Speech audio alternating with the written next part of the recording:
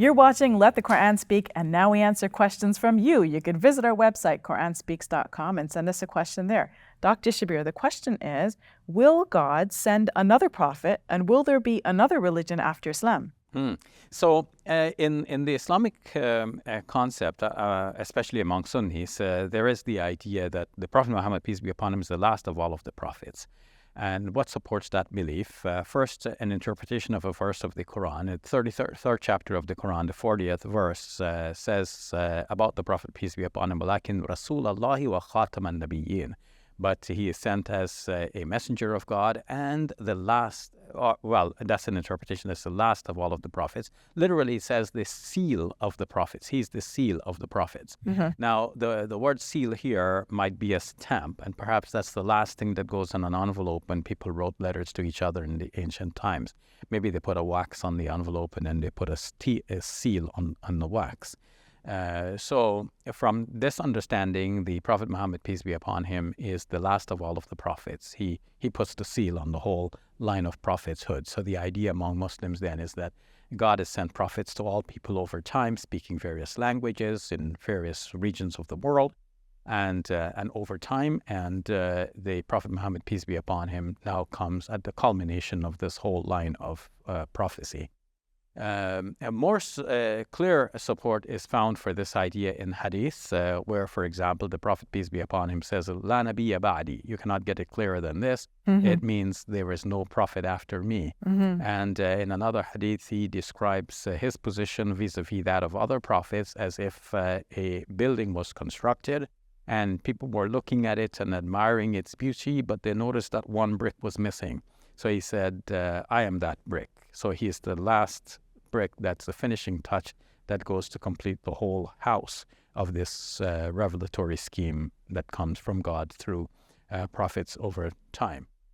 So based on this idea and the narratives, for example, a narrative that says Ana al-Aqib, I am the last one. So the Muslims have the idea that he's the last of all of the prophets and no other prophet will come after him, and therefore no legitimate religion will emerge. So legitimate religion in the eyes of Sunni Muslims would be those that are based on a revelation from God through one of his prophets over time. Mm-hmm. Difficulties, of course, are presented for this view because it would mean that religions that emerged after the religion of Islam had already been set would be questionable from this perspective. So what are we then to say about, let's say, the Church of Jesus Christ of Latter-day Saints? What are we to say about Sikhism as a religion?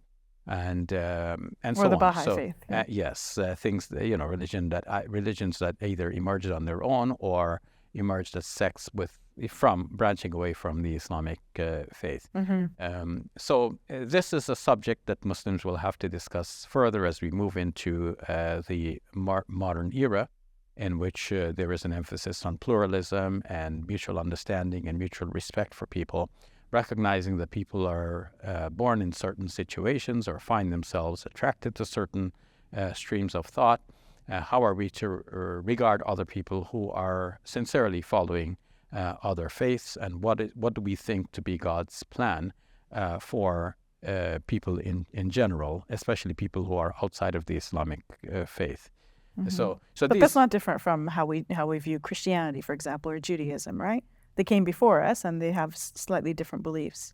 Yeah, the difference is that in the case of the religions which were established prior to the revelation given to our Prophet Muhammad, peace be upon him, it would be thought that, okay, they may be based on some revelations, especially in the case of Judaism and Christianity. It is known to Muslims that there is the Torah revealed by God, there is the Zabur, the Psalms, there is the Gospel revealed by God to the mm-hmm. Prophet Jesus.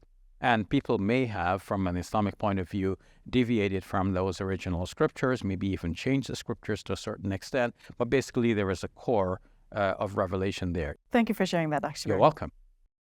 The most effective and far-reaching dawah we can do these days is on social media. That's why we're developing the Muslim Media Hub.